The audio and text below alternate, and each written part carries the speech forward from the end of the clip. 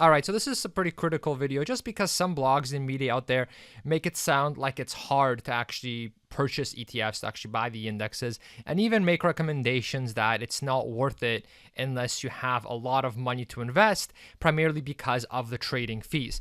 And now this used to be the case, but the competitive landscape in Canada has actually changed since those recommendations came out. And so you can actually buy ETFs for free now. In fact, I would argue that starting with a small amount is actually ideal because it basically lets you ease into it. You get to get your feet wet a little bit instead of all of a sudden, investing, let's say $10,000 in one trading session. All right, so to answer the question, do I need a lot to invest? The answer is definitely no. So to open an account, you basically need $1,000, and you don't have to invest it all at once in one session either, okay? So you just have to have $1,000 that can sit there in your portfolio in the brokerage, and then you invest it however you'd like. Now, currently, the prices for an ETF, or at least the ETFs that I purchase, is between $20.99 and $36.82 for basically one share of an ETF. And so technically, you could even just buy one ETF to start. So if you're doing your very first trade ever and you're nervous about it, you want to make sure you didn't misclick somewhere, whatever the case may be, you could actually go and buy, for example, one of the ETFs that you decided to buy. And, it's going to probably cost somewhere between the $20.99 to $37 range. So you could just buy one just to get comfortable with the process and get comfortable with the interface.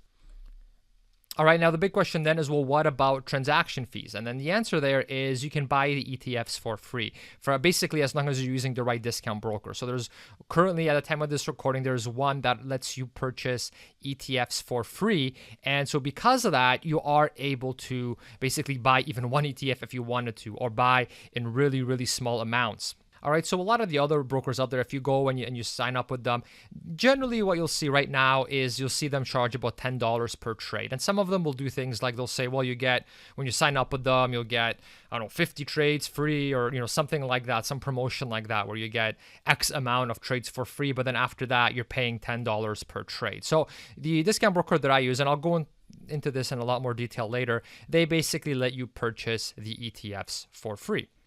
And so what this lets you do is it lets you do frequent and small transactions if you want. So even if you, let's say, have $100 to invest a month, something like that, well, that you can still basically get into this. You can just go and purchase that once a month. Whereas if you were paying $10 per trade every time you went to buy that, then $100 doesn't seem like a good idea, right? Because if you're putting in 100 and you're paying 10 per trade, well, that's like a 10% fee right there, assuming you're buying one ETF. If you're buying four, right, then that's let's say $40, right? So then it doesn't really make sense. But what I really like about this particular discount broker that I use is that they do let you buy the ETFs for free, and so it's fantastic because I personally, for instance, buy 4 ETFs every month, right? And so if I did that, I would basically be spending $40 I would be getting charged $40 in fees, right? But because I'm with this broker, I basically get to buy them for free.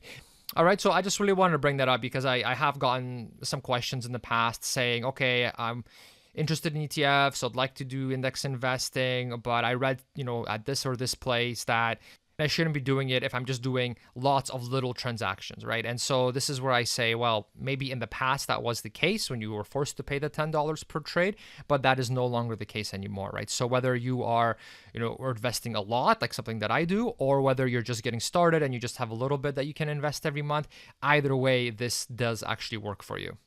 So, whatever you decide to do, don't let that be the reason why you choose not to do this strategy, because that doesn't really apply anymore based on the competitive landscape in Canada.